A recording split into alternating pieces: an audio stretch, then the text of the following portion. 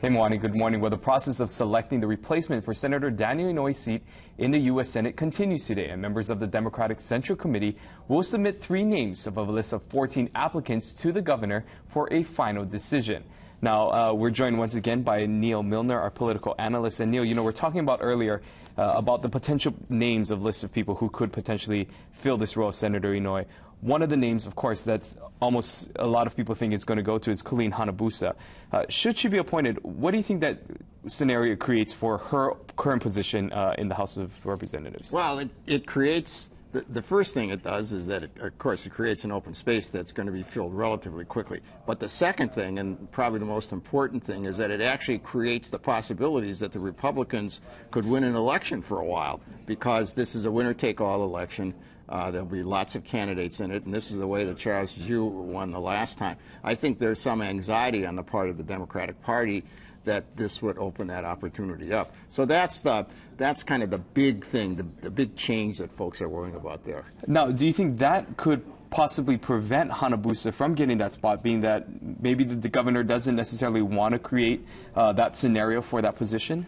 You know, it's a factor. It's hard for me to believe that that would be the one that would be so decisive. I think that other people who want the Senate position might use that as an argument. But you have to remember the longer term here. The longer term here is that you want somebody in the Senate who's going to be able to win an election, because this is going to be, that person's going to be there for a long time. So I think that that's the concern, plus the fact that our late senior senator recommended her. All of those things, I think, are much more important than the other issue.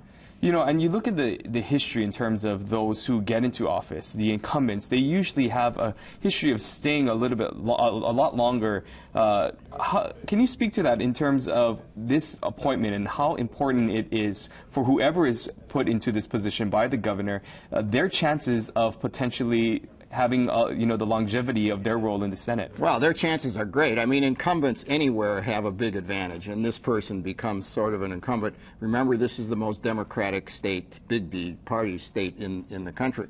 So it does have a situation that way. What folks worry about, and I understand the worry, is that we're going to lose that seniority immediately, and that's certainly true.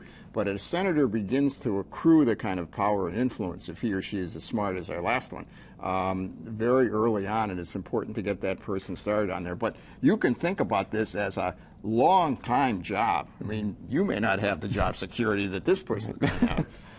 Well, Neil, thank you so much for your insights. And again, if you want to see this interview or any of the interviews that we've done with Neil Milner, you can always head on to the As Seen On section or top video section of our website at KITV.com. Joe Mejia, back to you.